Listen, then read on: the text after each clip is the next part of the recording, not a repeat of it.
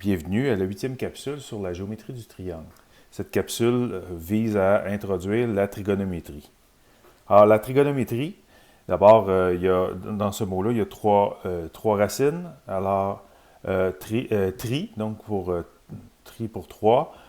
Gon, qui est côté, et métrie, métron. Donc, finalement, c'est l'étude des triangles, des mesures des triangles. C'est ce que ça veut dire la trigonométrie. En réalité, ce que ça va nous permettre, c'est d'établir des liens entre des mesures d'angle et des mesures de côté. Alors, jusqu'à maintenant, depuis le début de cette série de capsules vidéo, on a regardé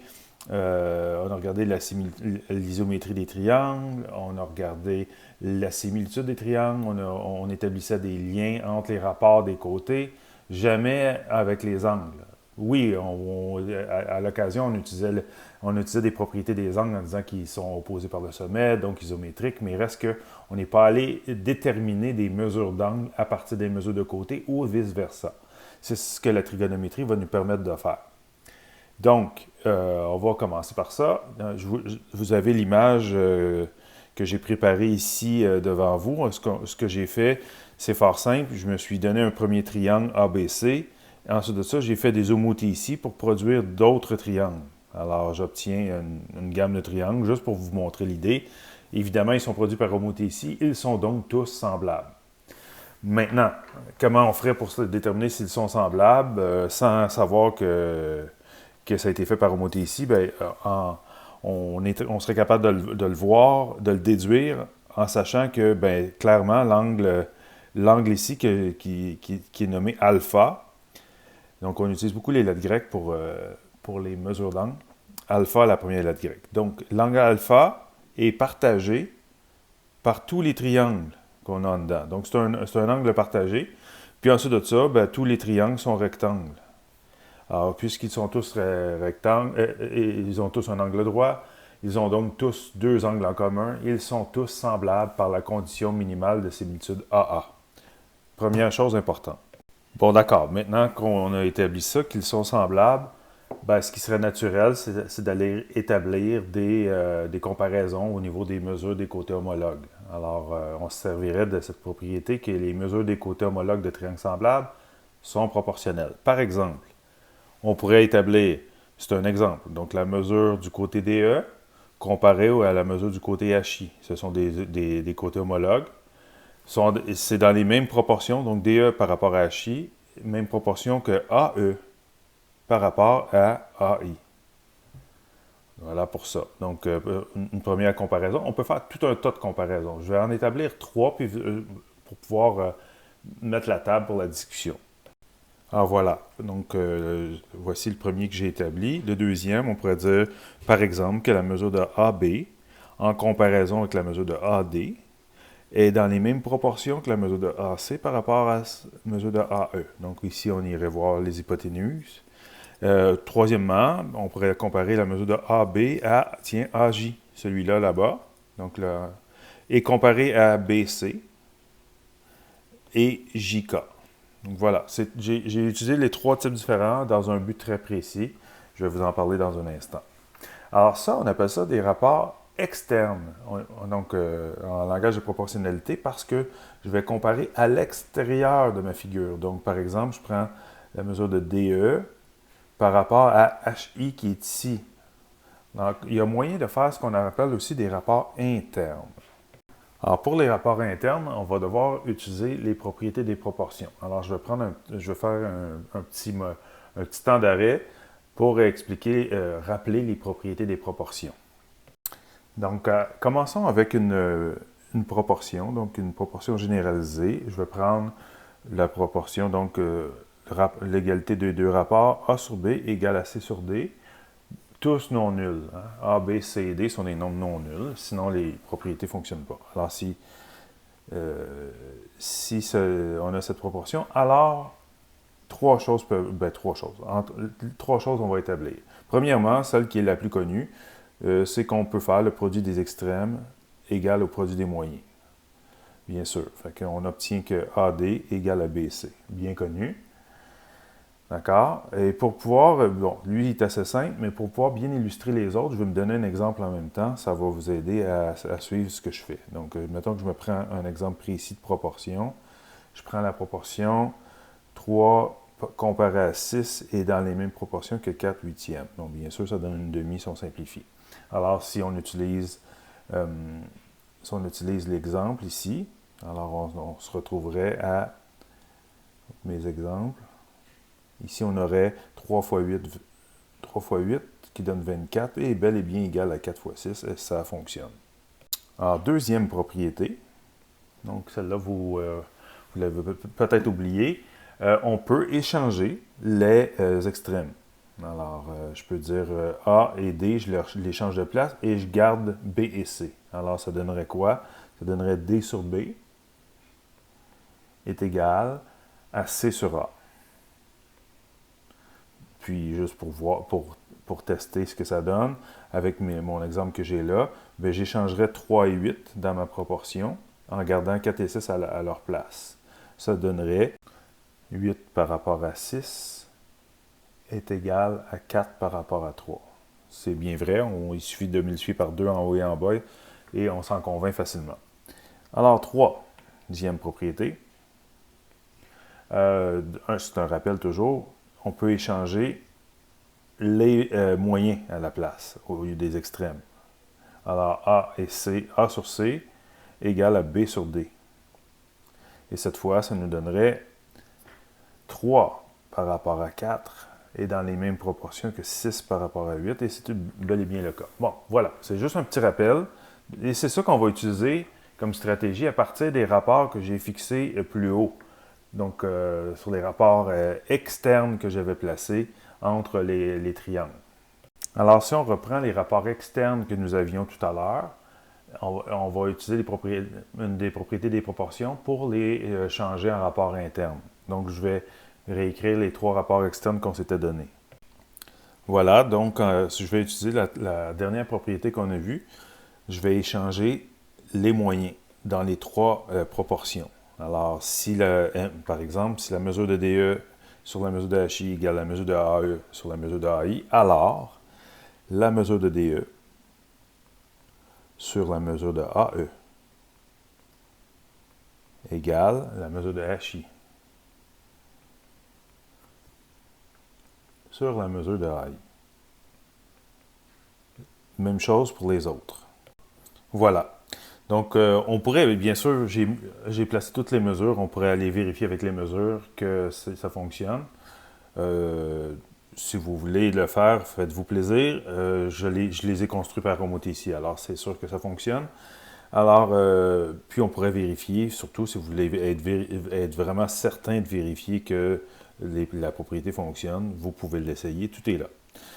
Alors, maintenant, ce qui est important de comprendre, qu'est-ce qui s'est passé? Donc, alors qu'on comparait, je vais parler de la première, on comparait le côté DE au côté AE. Donc, pardon, on comparait, je m'excuse, DE avec HI dans les mêmes proportions que AE avec AI.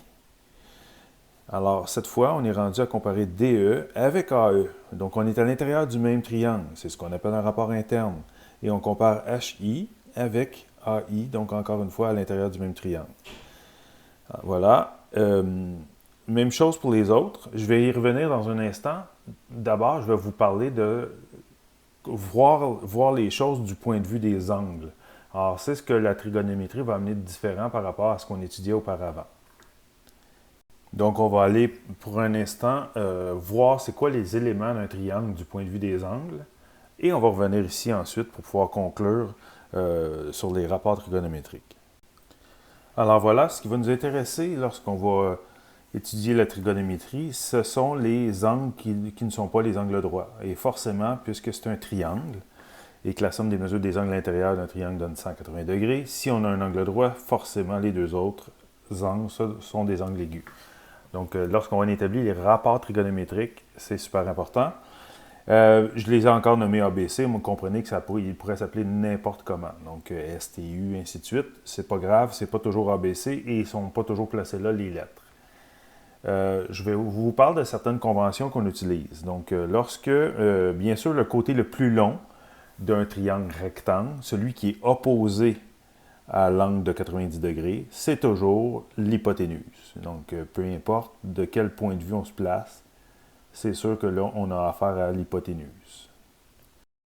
Au niveau des conventions, si on prend le sommet A, on va dire que le côté opposé au sommet A, donc on va l'appeler petit a. Si c'était le sommet S, on appellerait ça petit s, ainsi de suite. On utilise des lettres minuscules pour signifier des quantités numériques. Donc ici, on parle d'une mesure. Or, petit a serait la mesure de BC. De même, on pourrait dire que l'opposé du sommet B, ce serait petit b. Et vous avez compris que l'hypoténuse, on pourrait écrire petit c, mais ce n'est pas nécessaire, c'est déjà l'hypoténuse. Autre chose, on va souvent utiliser les lettres grecques pour parler des angles, pour parler des mesures des angles. Alors, on va prendre les lettres grecques significatives. Donc, comprenons que notre alphabet moderne, découle du grec. Alors que, donc, on peut dire que la lettre A, ça vient du grec alpha. La lettre B vient du grec bêta. La lettre C, c'est gamma. D, c'est delta, epsilon. Bon, le but, c'est pas de connaître l'alphabet grec au complet, mais je vous en montrer quelques parties pour histoire de comprendre un petit peu ce qu'on utilise. Donc, alpha, bêta, gamma, delta, epsilon, et celui qu'on va utiliser le plus souvent, c'est θ.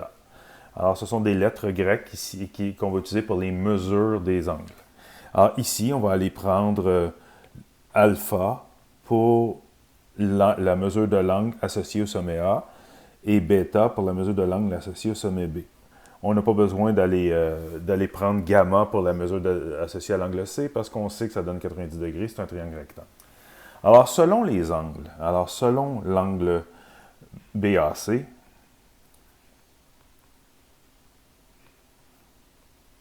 ben, on peut dire, évidemment, je viens de le dire, alpha, c'est la mesure de l'angle BAC. C'est une mesure. Ensuite de ça, je vais dire que BC, le segment BC, est l'opposé, parce qu'il est à l'opposé. Alors, l'opposé de l'angle BAC. Et on va dire que AC, c'est l'adjacent. Je n'ai pas besoin de nommer l'hypoténuse, et c'est l'hypoténuse, peu importe de quel point de vue on se situe. D'accord? Et puis bon, on peut aussi dire que A, petit a égale la mesure de BC. Dans cet exemple, et petit b, la mesure de du côté AC. Ça, c'est selon l'angle BAC. Si on prend maintenant l'autre angle, selon l'autre angle aigu, selon l'angle ABC, cette fois, on dit que bêta, c'est la mesure de l'angle ABC, que AC, donc ici, AC est son opposé,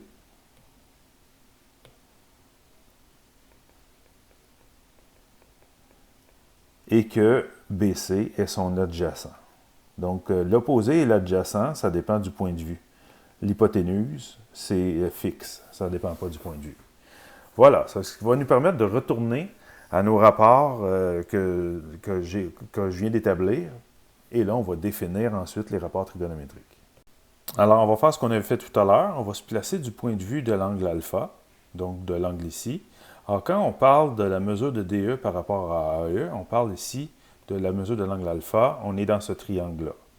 Alors, dans ce triangle, DE est l'opposé et AE est l'hypoténuse. HI est aussi l'opposé et AI est aussi l'hypoténuse. Alors, c'est ça. Donc, ici, on est en train de comparer la mesure du côté opposé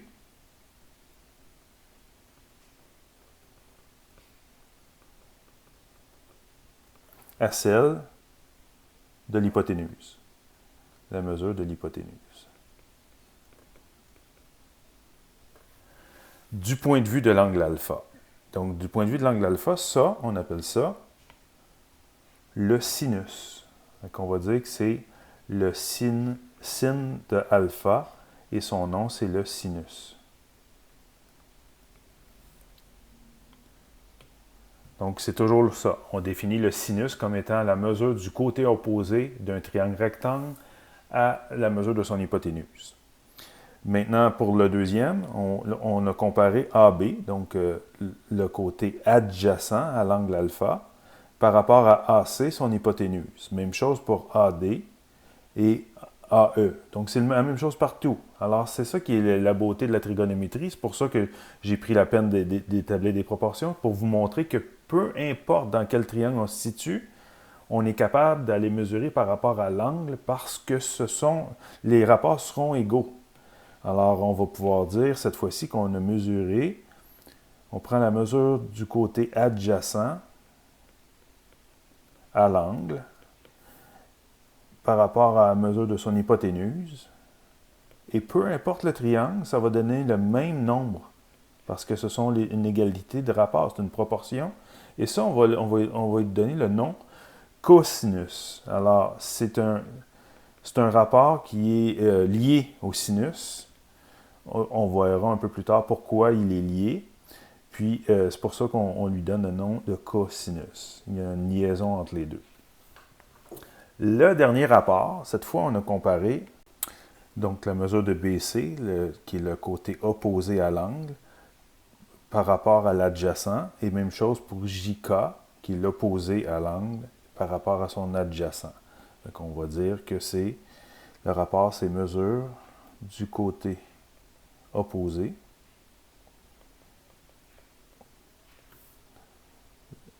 divisé à la mesure du côté adjacent.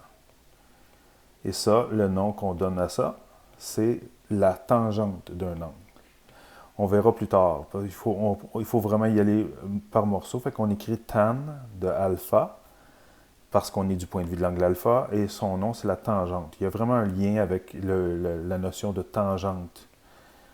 On va voir, malheureusement, il va falloir attendre beaucoup plus tard pour être capable de bien saisir ça. On va commencer par rejeter nos bases comme il faut. Alors voilà, on vient de définir nos trois principaux rapports trigonométriques. Il en existe d'autres, mais on les verra pas cette année. Donc, c'est ceux qui nous permettent de résoudre des triangles, et c'est le but de la prochaine capsule vidéo.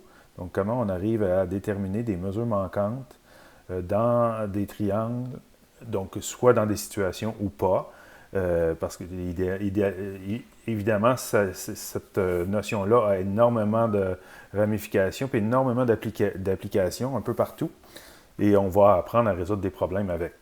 Donc, au début, on va juste voir comment on peut résoudre des triangles, puis ensuite de ça, comment on peut résoudre des problèmes concrets à l'aide de la trigonométrie. À l'aide de ces 6 rapports-là, c'est les 3 rapports qu'il y a là, il y en a 6 qu'on peut définir, et même un peu plus. Mais c'est les 3 qu'on va se servir qui nous servent à déterminer des mesures manquantes. Voilà pour cette capsule.